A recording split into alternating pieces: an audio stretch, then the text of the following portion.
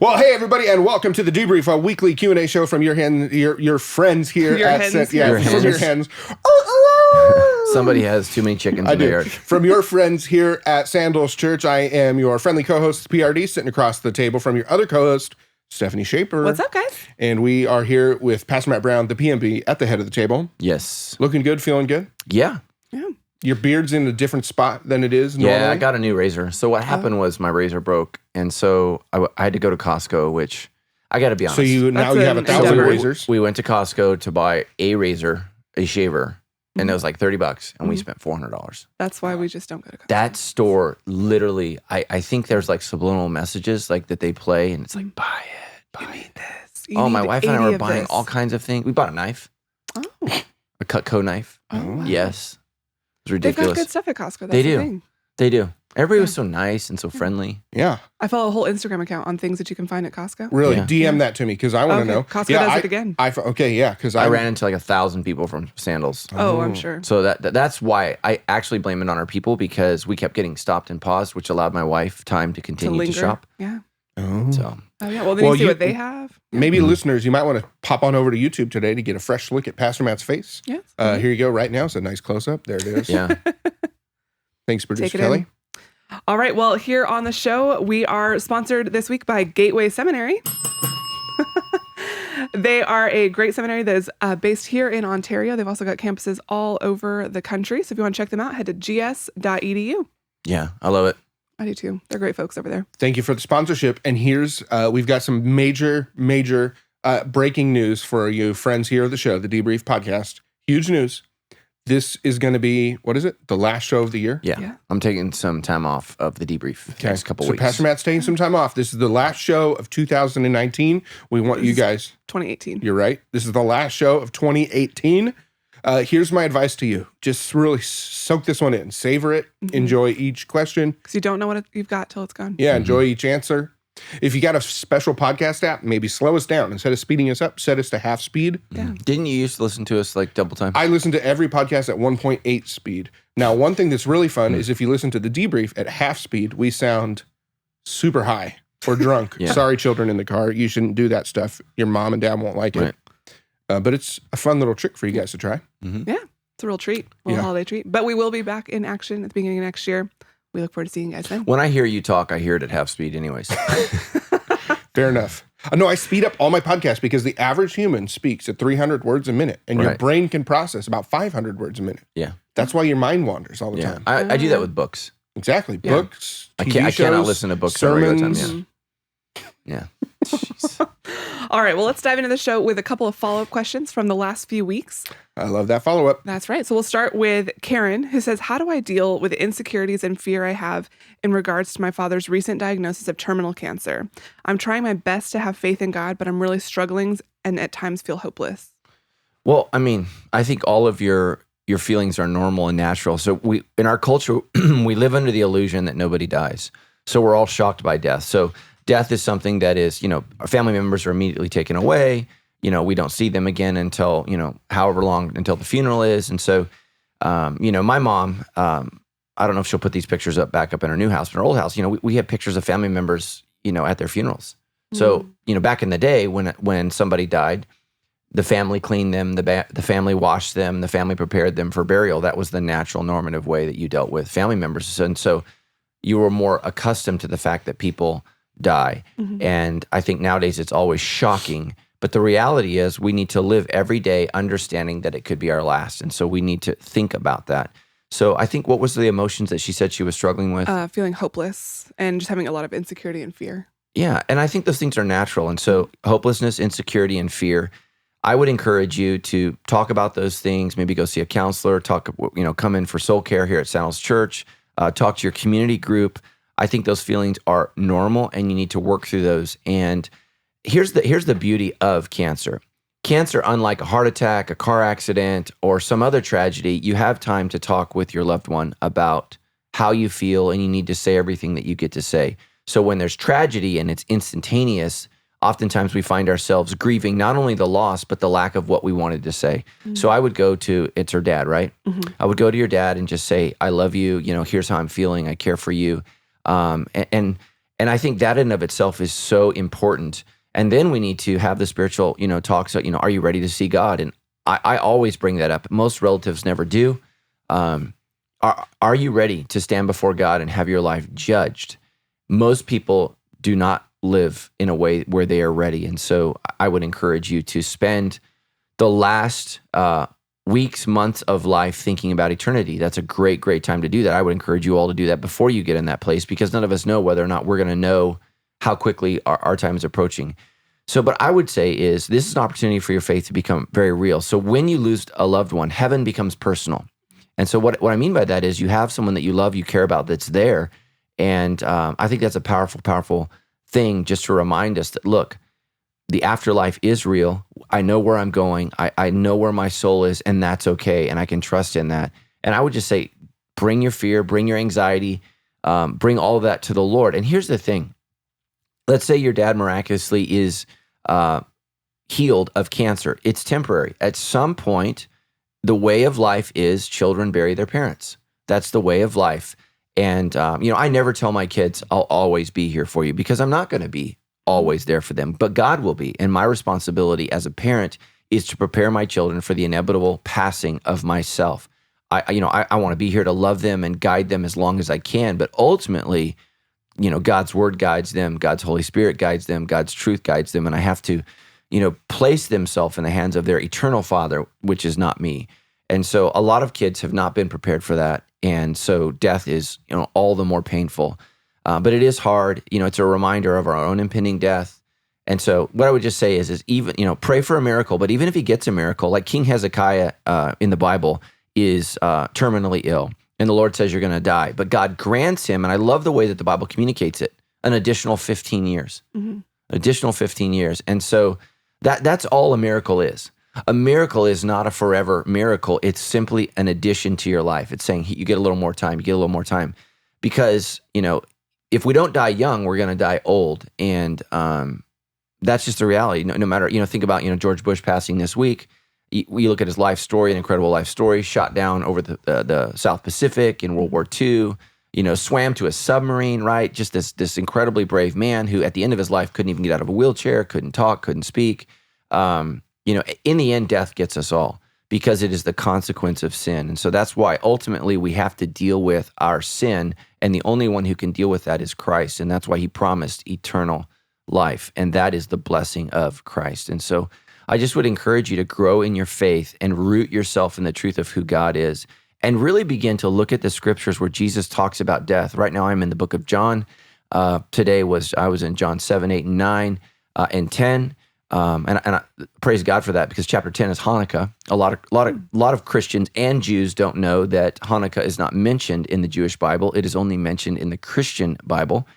And but Hanukkah is just all about Jesus talking about eternal life, talking about who he is. And John 10 is that great passage before Abraham was, I am, right? And the Jews just getting so upset with him. John 9 is bringing sight to the blind. John 8 is the healing of the not condemning of the woman caught in the act of adultery. It's powerful, powerful chapters. And so we need to turn to that. And then ultimately John 11, right? It's Lazarus. Jesus has power over even death. And so that's why we have to come to Jesus, because science may extend our lives, but they cannot bring eternal life. Only Jesus can. And so we need to turn to him and comfort one another during these times. So I'll be praying for you. I'm so sorry. Cancer's terrible. It's awful. My prayer for you is, first of all, that God would do a miracle.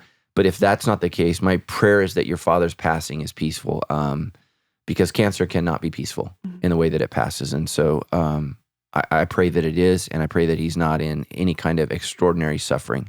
And that's my prayer for you, because it's hard to watch loved ones die. It's even harder to watch them suffer. So. My dad was recently diagnosed with congestive heart failure. So Karen, I would just want to say, I totally empathize with you. But also, when you're having these fears, I've just made sure since this diagnosis came through in our family, my relationship with my dad, which was already really, really great, has become so much sweeter, because I tell him when I'm feeling afraid, when I'm feeling scared, and why.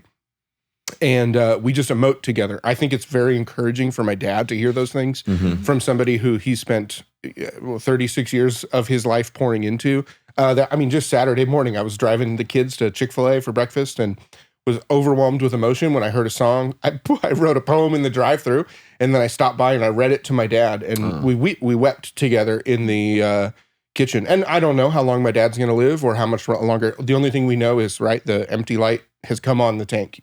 Yeah. So having those conversations and being really open with my feelings has been great. It sounds to me like you love your dad. Mm-hmm. So I think you should, when you have those moments, don't just try and hide them even to protect him. Yeah. Go there. So that's... Yeah, absolutely. And not every family is as good at talking as Justin's family is. I think you and your dad have a very authentic relationship and a very real relationship. And some families don't talk about anything. And so emotions are very difficult. And so, take into account where your family is relationally and try to approach it from what you know to be true about your family. But I would encourage you to listen to what Justin is saying and have as deep of a conversation as your dad will allow. Yeah. And you know what you're saying. You guys know it was when we did the very first debrief live. So almost 2 years ago was when I got that crazy news. I had to rush there for the hospital because my dad was having that brain trauma thing. That's when we started. And over the last 2 years, our conversations have become progressively more real and authentic and meaningful. So there is a potential upside to this situation, Karen, if it's possible for you to go there. Okay, our next question from Diane. She said, in your sermon a few weeks ago, you made the assumption that everyone has had someone that encouraged them that they should be thankful for. I'm pretty sure I'm not the only one who had no one that did that for them. How should I be thankful for that? I would start with me. I'm in your life. You listen to my sermon. So, right. So the first thing that we have to start with is the lies we tell ourselves. So the lie you're telling yourself is you have no one to be thankful for in your life. You have me. And that's not arrogance. That's just information. You have a pastor that loves you and cares for you and wants the very best for you and is trying to teach you how to be godly. And to be godly, we have to be grateful. And so I think you're right. What you're saying is right, is some people like yourself have not had hardly anybody in their life to be thankful for, but God in his mercy has led you to Sandals Church. I know that there are people here that will love you, that will care for you. I know that I don't even know you, but my heart already goes out to you. My heart breaks for you.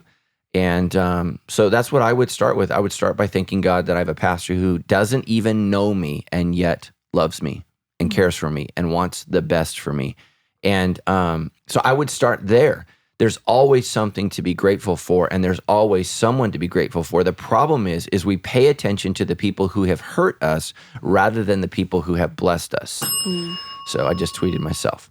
And that's what you have to start doing. Start paying attention to the people that bless you rather than the people that hurt you. And we give way more attention to our wounds than we do to our miracles. And that's the thing is we, again, this week, I think I listed 4 separate verses, one in Colossians, Ephesians, Hebrews. I can't remember the other occasion, where it simply said, give thanks.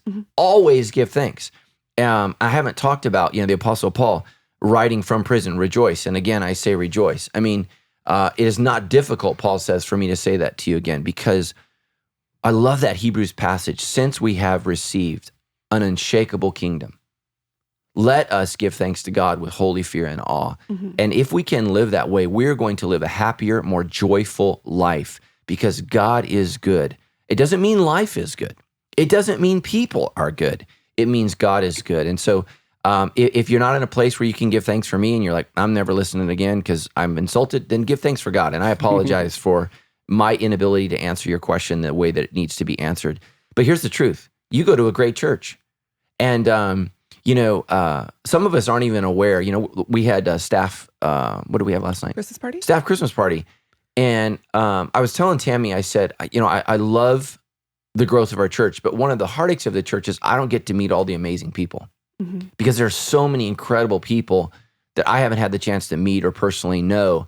And so that's what I would say to you is there are people out there that you are going to give thanks for if you can quit focusing on all the people that have hurt you and you can start changing your life and moving towards those good people and those good relationships. And man, I know that it's easy to be overwhelmed and to be wounded. And especially when I was at Party's age here, I really, really struggled with being overwhelmed with hurt. When I was in your age, I was just in a bad place.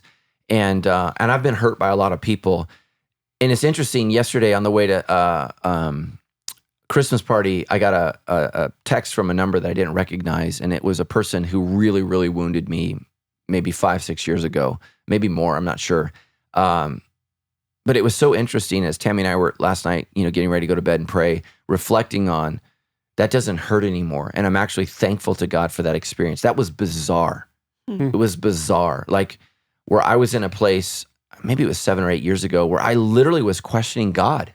God, why are you allowing this to happen? And here I am 8 years later, thanking God for that experience and going, and Tammy and I were talking, she listened to a podcast by Craig Rochelle, and he was interviewing Lisa TerKeurst, and Craig said, the level of your leadership is dependent upon the amount of pain you can endure. And I was just like, woo. So, but that pain ultimately allowed me to be the pastor that I needed to be. It was the straw that broke the camel's back, and my back needed to be broken so that I could serve the Lord. Because as an unhealthy 3, my concern for people's opinions was greater than my concern for the direction of God, and that was a problem. And so you just can't be a leader for God if you want to be led by the opinions of others. You cannot do it. And so I had to just really, really wrestle with that. And for every unhealthy 3 out there like myself, that was a big problem for me. So that's what I would encourage you to do is thank God you're here. That means God is not done with you yet. That means God has a plan for you. And God has some friendships and some relationships that he wants to bring you into. And, last night we were hanging out with actually our whole small group right before the Christmas party. And one of my good friends is going through just maybe the most painful experience you can go through. And I grabbed his face and I made him look at me because he didn't want to look at me because he was angry, he was teary, he was he's one of the strongest people I know, but he's ready to give up. And I grabbed his cheeks and I said, look at my face. I said, I am with you in this to the very end. And he, that didn't faze him at all. So I said, I'm going to say it again. I am with you to the very end. I am grateful for you, and we will get through this together. And, So, So I'm grateful for that, and I've been through painful experiences, nothing like what he's going through right now, but I have good people in my life, and I'm just telling you, our church is full of those people. They're full of idiots too. So you've got to start making good choices. Just because somebody goes to sandals and because somebody says they love Jesus doesn't mean they're a good person. And just because somebody's a good person doesn't mean they're always wise. Yeah. And so good people can make bad decisions. Yeah. So you've got to surround them. Go ahead. Sorry. Like it takes courage and vulnerability to let people close enough to you to encourage you. Mm-hmm. Like I wonder too, like how much over the years that she's felt like no one encourages me, no one cares for me. You've sort of kept people at arm's length. Yeah. And then that's hard to let people actually in to encourage you and let them actually see good things about you and be safe enough to tell you the good things that they see. So I just encourage you too to step into some relationships, see where you can get involved, and allow people to get close enough to encourage you, to be those people like you're saying where they can grab your face and tell you they're with you. Yeah. But I think that probably took a lot of vulnerability on his part to even let you that close. Yeah. What I would say is, ask this question: how has sin affected me relationally? So I think the natural tendency is to assume how God has allowed sin through others to affect me relationally. Mm-hmm. But what I would look is, how has sin affected me relationally? What do I do in relationships that maybe repel people or hurt people or don't allow people in? What is it that I'm doing? And, because ultimately you can't change people, but the Holy Spirit wants to change you. And that was the verse we talked about this week. Do not grieve the Holy Spirit of God by the way you live.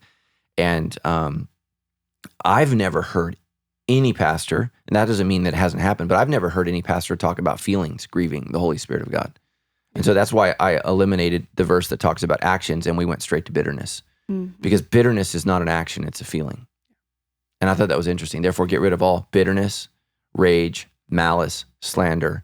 I forget the other negative adjectives that were in that list, but get rid of those things. Instead, forgive one another as Jesus has forgiven you, right? So that's a difficult choice. And what I would say is a big barrier to experiencing people in your life that you're going to be thankful for is forgiving the people that have hurt you. You've got to forgive them and release them to God, because that bitterness will automatically creep into your future relationships. And so you guys have heard me say this many, many times.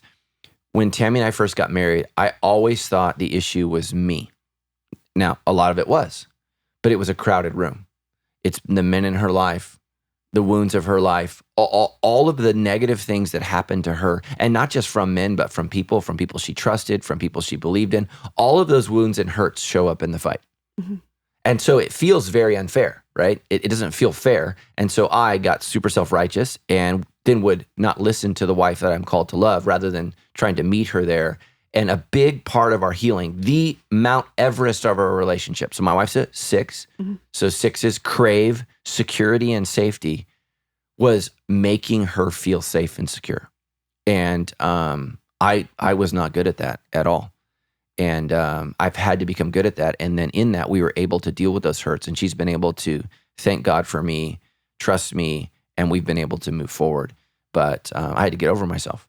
And that's hard. So sorry, I keep looking at you. I don't know. It's good. I was actually thinking, before we move on, would you like to touch my cheeks and say anything nice to me?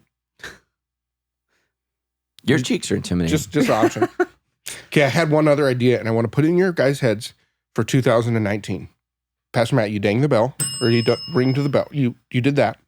What if I danged the bell? Well, that almost sounds like a cuss word. Yeah, I didn't mean children are present. Yeah. Here's what we do. Next time, we get rid of the bell, and then when you want to do that in the new year, you just point at me, and I will sing a little bit. I'll say, "You ding that bell, ding that bell." That was good. Ding, ding. Yeah. We'll take that into consideration. Ding the bell, so there's no copyright issues. There's no royalties or licenses. That's good. It's fair use. I think it's something to consider. Yeah. So this weekend, Pastor Matt, you wrapped up our Thankful series talking about how the most important part of becoming a more thankful person is to recognize when we're being critical of others. Right. And so we've got a lot of questions in on just how to deal with it. Just want to say, neither one of you guys were critical to that idea that I had there at all. I thought it was great. We're working on that. Yeah. Good job listening and applying to the sermon this week. So Cassidy wrote in and says, my question has to do with the Enneagram and this weekend's message. I'm a 1 on the Enneagram with a high 2 and 7, she mentions. And since learning more about Maybe we ring the bell every time we say Enneagram. No. Maybe we'll just move that away from you. Yes. So since learning more about my numbers, a high 1, I know I strive to be good, to see good, to make improvements, and battle with the voice of a critic inside of me. How do I not become someone who has a constant critical spirit when I naturally battle with a critic inside my heart? Right. So for those of you who don't know the Enneagram, the 1 is the reformer or the perfectionist. Mm-hmm. And their desire is, when healthy, is to make things better. Mm-hmm. And when unhealthy, they're just a critic. Mm-hmm. And so you just have to know, as a 1, you're always going to struggle with that. That's just a reality. This is your battle. Your battle is being everybody's referee and your own worst referee. And so oftentimes, the unhealthy 1 is actually coming from their own negative judgment on themselves. And the only relief they get from being overly critical of themselves is by focusing on others. That's why they're so focused on others, because it's so painful to look at how they're not perfect.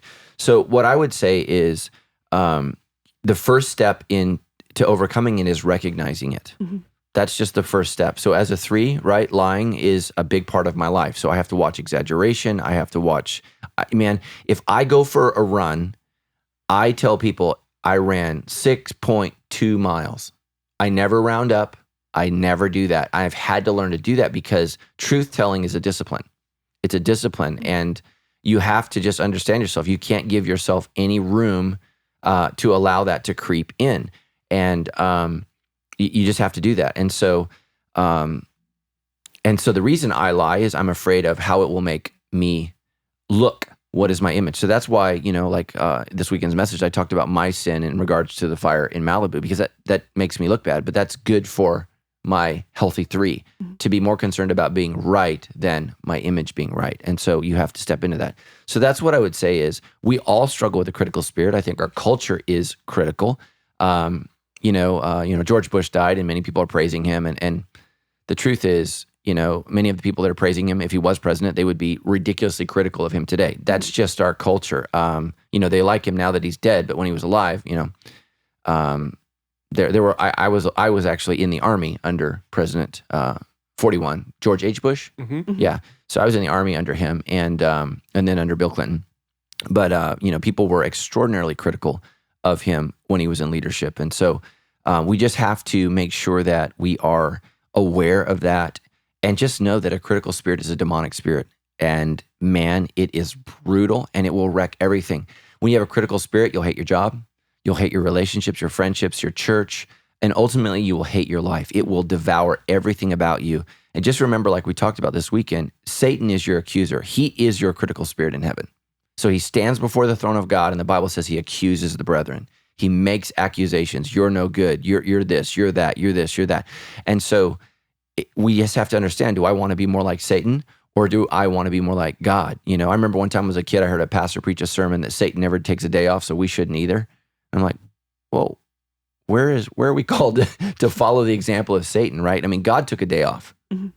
He commands a day off, and so we need to learn to rest. And so we have to be really careful about the models that we're following, so that we can make sure that we look at our lives. And so I just would say, you're not the only one that struggles with this. It's just a major struggle in your life, whereas with someone else, maybe it's a less of a struggle. Mm-hmm. So I would just look for, what are the things that I'm grateful for? And so opportunities like Thanksgiving, whenever you have an opportunity to tell somebody what you're thankful for, like if you're a parent, catch your kids doing something right. It's so important that we engage with, with my son, I'm so proud of you. You did this, you did that, you did this. Like I'm constantly trying to catch him doing things right because he's a teenager. And we tend to focus on a lot of the things that he does wrong because mm-hmm. he does a lot of things wrong. He's learning what it means to be an adult. He's learning what it means to be a Christian. And those are difficult things. So I just would really, really say, be real with yourself and just accept the fact that you are going to be overly critical. And so when you're looking at, ask yourself, am I being overly critical, or is this something that needs to be said? Is this something that I need to point out? So any thoughts from you guys?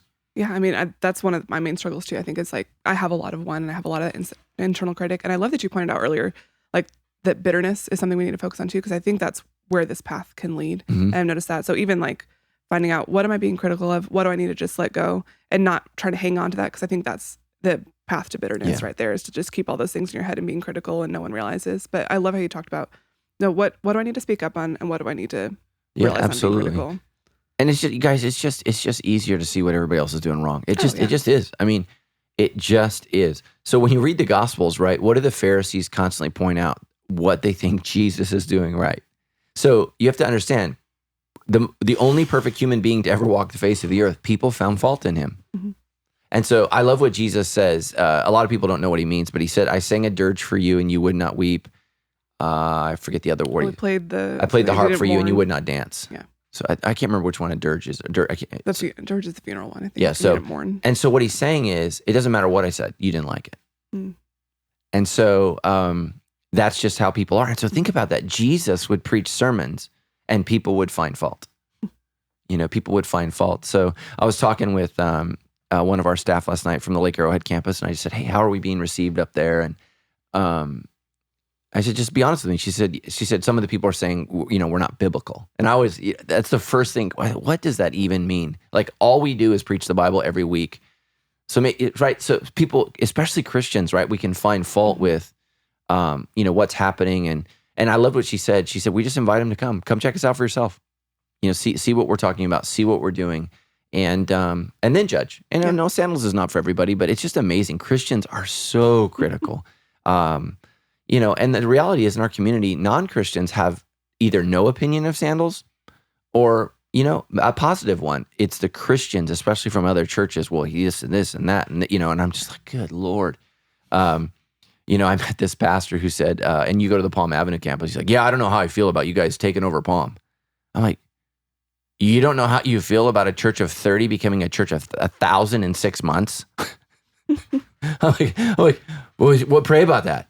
Like, right? It blows my mind, I mean, that's like a Lakers fan. I don't know how I feel about the Lakers winning a championship. It's like, get over yourself, man. I mean, it blows my mind how Christians are constantly concerned about success.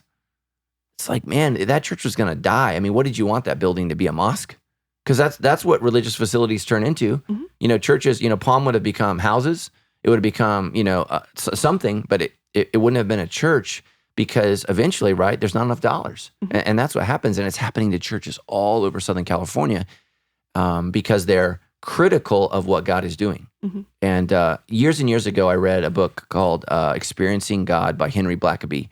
And one of the things he said is, don't ask God to bless what you're doing, join what God is doing. And go there. And man, that's what I think Palm Avenue did. And look what God has done. It's just incredible. Yeah. So just know we're all prone to criticism. Listen to your heart. I try to listen very intently to what I'm saying because, man, I get negative quickly. And usually that's a sign of what am I allowing in my life? And nowadays, right, that's politics. Politics sours the attitude quicker than anything. It's music, it's television, it's the things that I'm giving myself to. And usually what that means is I'm not spending enough time in the word, I'm not praying enough, and I'm not listening to worship music enough. I mean, that's just the reality. So, do you want to talk about the difference between being critical or simply just having good judgment? Yeah. So, and again, judgment is saying that's not right, but still loving the person. Critical spirit is that's a bad person. So judgment is I disagree with the behavior, I disagree with the decision, I disagree with the choice. A critical spirit is Sandals is no good, Matt Brown is no good. Mm-hmm. Judgment is I don't agree with the way they do things. Mm-hmm. That's judgment. And so you can disagree on the way somebody does. Like I disagree all the time with the way people parent, but I'm not critical of them as a person. I'm like, I just don't agree with that. I don't agree with the choice that you make or the decisions you make or what you allow your kids to do or not do. I mean, that's just the reality. And I disagree passionately about most of the way my relatives parent, but I'm not critical of them. Mm-hmm. I just disagree. And I think judgment, the kind of judgment we need to have is wisdom. And so that's what it means is this right? Is this what I need to do? Is this good, right, and true? A critical spirit is you're terrible, you're awful, and I just dismiss you, and that's not good. And so even with our enemies, right, we are critical of our enemies, but we need to listen to what they have to say because they might be saying something that we're missing about ourselves. And I think that's why Jesus says we need to love our enemies because oftentimes they're the only person to speak truth. But so God has called us not to be judgmental, but we are to have judgment. And that's hard for a lot of Christians to discern the difference between the two. Ding that bell. Yeah. Like, so I don't like that, but I like you. Okay. Yeah. Oh, that was a great example. Yeah. Thank you for that. Perfect. Yeah. Well, and I think too, like even going back to her question, like for those who have a high one, I think a lot of that can come down to preference too. Sometimes it's not just like wisdom and discernment. It's, oh, you're doing that wrong because it's not the way I would do that. Mm-hmm. And I think that's where you can kind of keep a lot of that critical spirit in mind is looking, is this just my preference for how I think things should be? Right. Or is this, you're actually doing this in a way that's bad or harmful? Yeah, I got something easy. Country music. Like my wife likes country music. I don't. But I think an unhealthy person in my position would say country music is terrible, awful, and anybody who listens to it is stupid. That's a critical spirit. Mm-hmm. It's just preference. Yeah. I didn't grow up in the country. That's not how I was raised. I don't want my dog back, my car back, my keys back. That's just not me. Yeah. But I understand that my wife likes it and enjoys it, and so I've been to a Garth Brooks concert because I love her, and I didn't have a bad attitude, and I wasn't critical, and I enjoy her, and so I love her, and so I want to love the things that she loves, and that's fine. And so from time to time, we listen to country music in the car. When you went to that concert, did you have a barbecue stain on your white T-shirt? No. That's like the one line from country. Yeah. That's not Garth Brooks, though. Yeah. No, it's somebody else, but I like that one song. Yeah. Yeah, and again, that's just what's so important is we can disagree on things, but still appreciate and love the person. And again, I didn't agree with a lot of things that President George Bush did, but the thing that I loved about him was he was willing to listen, and he valued people that he opposed. Mm-hmm. And I think that that's an important quality that we need to remember especially as Christians, is we need to value people even that we disagree with, which is what loving your enemy means. Mm. Like Jesus doesn't mean go up and hug your enemy because what's your enemy going to do? They're going to kill you. Yeah. You wish them well. You try to understand what they're saying, and you hope that the fighting can cease. And so you're working towards peace. And so Paul says that in Romans, as far as it depends upon you, be at peace with all people. It doesn't mean allow your enemies to slaughter you, as unfortunately the church many times has understood. That's terrible. And that's, my roots are Baptist, and that's one of the things that makes Baptists different is we fought, where Quakers would just get killed. So, Baptists are like, we want you to go away, but if you don't, we'll kill you. So that's just one of the distinctions of Baptists is they historically have fought. And that was a huge division. When you go back and you study the Revolutionary War, a lot of Christians felt they could not oppose the king. It was the huge division in the church. There were lots of divisions in the church, not just about slavery, but about, whether or not we could oppose the king. And like literally denominations split, churches split, families split over that issue because it's hard to figure out what God's calling you to do when everybody's reading the same text. It's difficult. So. Yeah. All right, so this next question comes in from Paige, who says, I'm 24 and newly married, and my parents are in the process of getting divorced. I've always been the peacemaker in my family, so much so that it was unhealthy for me. So how do I be a loving and respectful daughter, even though I disagree with their actions and it's really hurting my heart? Yeah, I think you tell them, which she said she's a 9. Mm-hmm. Yeah, which means you're not probably going to do that, but I'm telling you should do that. Because what you'll do is you'll stuff it and eventually it will affect your marriage. Because here's what happens when our parents go through divorce is it makes us wonder about our marriage. Mm-hmm. It just does. Like, are we safe? Are we secure? Will our love make it? Because divorce says vows have no meaning. That's what it says. It says love can be ripped apart. And so that's why children are so negatively affected. Even adult children are negatively affected when their parents can't work it out because it scares you to death. What's going to happen to me? What's going to happen to my marriage? And so what you have to do is speak your truth to them. Again, be critical of their decision, but don't become judgmental of them. You don't know everything about your parents' relationship. You don't know everything that's going on. I'm sure if you're a 9, maybe there were some tendencies to be a 9 there in your family, and so the truth wasn't discussed. And figure that out and say, okay, what can we learn and how can we be different in our marriage? Because you're new, and if you're not careful, you slip into the same rhythms that your parents had. Yeah. Sometimes those rhythms are good, but a lot of times they're bad. And you say, okay, how can we be different? What can this look like? And so we can make it. Mm-hmm. So we can make it. And so that's just what I would say. Divorce is a terrible thing. It's the tearing apart of souls. It's just brutal. And so on the one hand, I think you tell your parents how it makes you feel, but the other hand, it's got to be destroying them and hurting them. I don't know if they both want it or just one person wants it.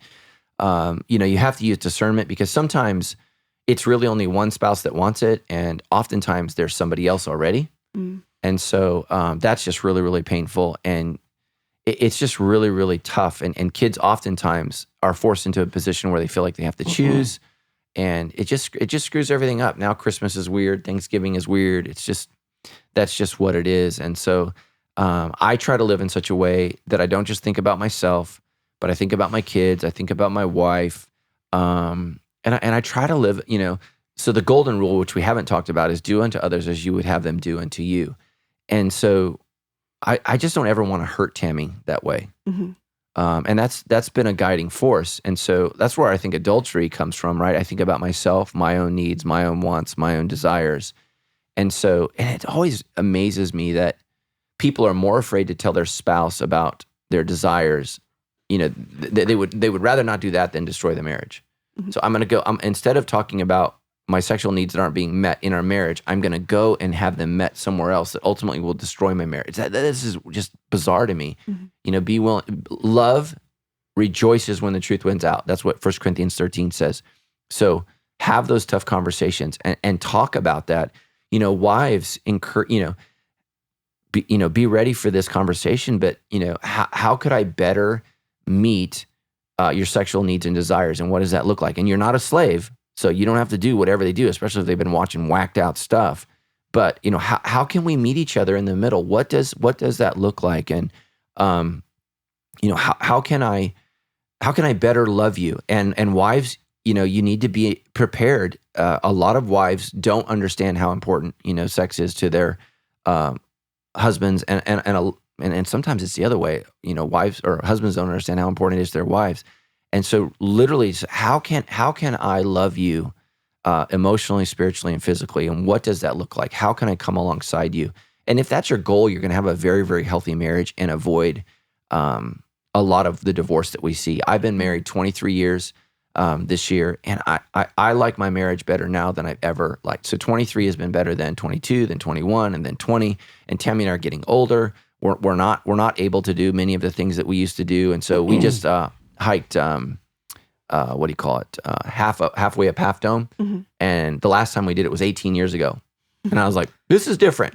This is different. I mean, almost 20 years have gone by and we're not able to do physically what we could do. George and Barbara Bush were married for 73 years. That's 50 more years than you do. That's insane. Can you imagine that? Yeah. And he was a loyal dude. He was faithful to the end. So Paige, she is not around her parents very often, but Courtney wrote in, says, how do we deal with family members who are toxic that we can't directly avoid? Yeah. So toxicity. Here's the thing: I would cautious against you deciding on your own that they're toxic.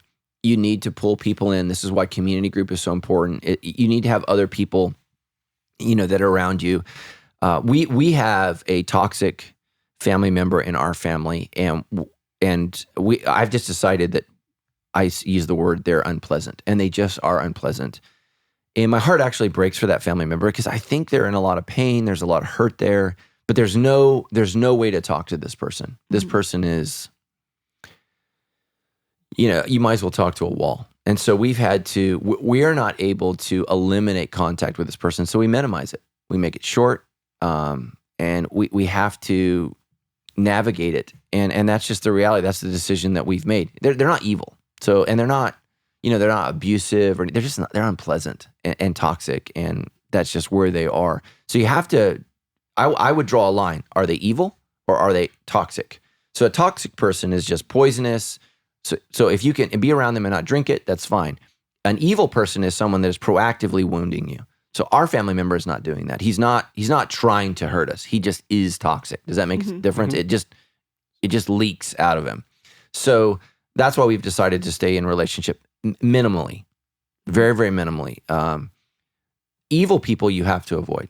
So an evil person is someone that's plotting, trying to hurt you, intentionally saying things to divide you. So like a toxic mother-in-law talks about how bad their life is. An evil mother-in-law talks about how you could have married better. You don't have to stay married. Like that, a divisive person is evil. A toxic person is just poison. So you have to look at that. So toxic people you minimize, and you just talk about, okay, so what can we do? We know what this person is going to do. We know what's going to happen.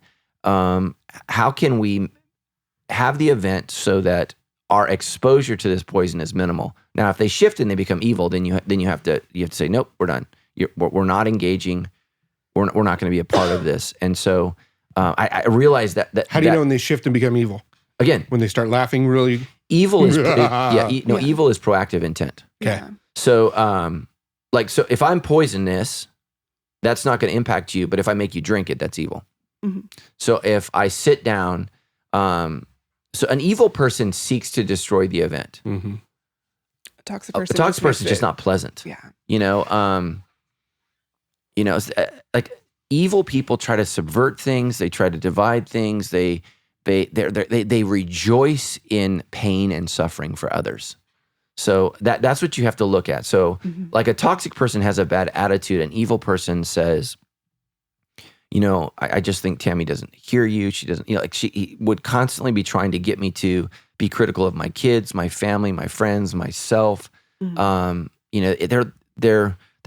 trying to get you to become poisonous and you to become bitter, and you have to be aware of that. And so again, evil is proactive. It's coming at you. Toxicity is just this nasty lake that you can choose to jump in or not. Yeah. So, and that's what I would say is with our family member, it's on us when we choose to participate in their toxicity, in their poison. That's on us. Well, we knew that's where they are, but we're still called to honor them because they have, prestige in our family. We have to honor them, but we don't engage with that. If at some point in time they become disruptive to the family unit and they start attacking the family unit, then, we're done. We're done. And so that, again, I don't know that I've been clear enough, but let me say again, evil is active. It is actively trying to separate, divide, cause doubt, and destroy relationships. So for example, we had friendship with some friends where the relationship was a little toxic and then it shifted to evil. And here's how it shifted. One of the friends was speaking to my children, saying, don't trust, don't believe, don't follow. And as soon as I heard that, I was like, we're done. Because evil was usurping my authority as the pastor, as the husband, and as the father. And it was literally saying, it was the snake, don't trust him, trust me. And so we had to have a meeting. And we had a meeting, and I said, you will not be around my family anymore. You are not allowed. And they didn't like that, but evil people usually don't. So toxicity is fine. Evil is don't listen to your dad, don't trust your dad, don't follow your dad, don't oh, nope. And so, I mean, we can be around stupid people, but if they start telling my kids to be stupid, it's like, no. Yeah. Well, I think that gets back to your earlier point that not having a critical spirit means looking for like, okay, where is this person just being toxic? Yeah. And where do we need to just limit this? But they're not an overall bad person. Right. Where I think that's where we can kind of rope things up. This person's toxic. They're bad. They need to go. And so I think that's even going back to what you said in the beginning, like, well, okay, these are things they do that I don't like, but I still wish this person well. I still value this person as a person. Yeah. And so I think it's important for my kids to see their mom and I love difficult people. Mm-hmm. And that's not easy, right? It's easy. So what does it mean to be a Christian? It doesn't just mean that we love the people that we love or that we like. It means we love difficult people. And so how do we sit in relationship? And that makes things somewhat uncomfortable. And that's fine. But as long as they're just simply toxic or uncomfortable or, like I think like Christmas Vacation, it's one of my favorite movies. We'll watch it here in the next couple of weeks. Both sets of grandparents are toxic. They're not evil. Mm-hmm. They're just bitter and old and grumpy. And it's funny. That it's just funny. And that's how some people age. But your kids need to see that it's important because I might get old and grumpy and I want my kids to still honor me and love me. And so it's important that Yeah. I'm just being toxic over here. Yeah. And so, that's just a thing. Right. It's good. Okay. But I mean, we've seen at work, you guys have been at work, when people are upset at work and it's okay to be upset. It's okay to, or maybe they're going through something at home and we've experienced toxic people, but when they start causing division, that's when we have to step in and go, okay, now this is a problem. And toxic people at some point, right, they can take a turn. They can take, because toxicity can cloud your judgment, it can cloud your character, it can cloud your moral compass, and pretty soon you see everybody as evil. So, did you watch Schoolhouse Rock growing up as a kid? Schoolhouse Rock? Yeah. Every time you say it in my head, I'm going toxicity, toxicity. So let's close out here with a wonderful, helpful note for people. Instead of just talking about fighting against criticism, here's the deal. You talked about how we need to take an eye, be very careful about what we're allowing to pour into our lives. So as we avoid negative things, what do you think are some good things that we need to be pursuing, maybe even as we come to the end of the year? What are your tips? Well, okay, I'm going to start off negative and then I'll get positive. Okay, so, here we go. So I had somebody recommend a TV show for me on Netflix, and I started watching it, and it's not for me. So I struggled with pornography probably from like 7th grade, really through college, pretty heavily. And so that's a part of my darkness and a part of my past that I don't. I almost consider it like alcohol. You don't want to stoke the fires. An alcoholic. I'm not an alcoholic, so from time to time I'll have a beer or I'll have a glass of wine. It's not a temptation for me. I do not wrestle with excess or want to. It's just not. I'm just never going to be a person like marijuana is not appealing. Being numb and out of control is not appealing. Like when I have surgery, you guys know I've had 1,000 surgeries. As soon as I can quit taking pain medication, I do. I hate the way it makes me feel. I don't like it at all. Some people really like that. I really liked porn. I really, really liked it. And I don't want to give that any kind of catch in my life. And I just don't ever want to go there again. And so I have to be really, really careful about sexual content. That's just, even reading about it, I have to be very, very careful, which is difficult because sometimes I have to read about sexual content for my job and just to be aware and to lead our church. And so I just have to watch that. Like a couple years ago, especially as the homosexuality issue began to come up, I had to study what was life like under the Apostle Paul. What did Greco-Roman life look like in the first century? And man, about halfway through that, I was like, okay, I'm reading. You're looking at pottery, and it's all porn. I mean, you're like, oh my gosh, I've got to really, really watch this stuff, because even that, man, you just got to be careful at how the enemy can draw you in to the apple looking good. And so I just took a break and actually stopped the work that I was working on.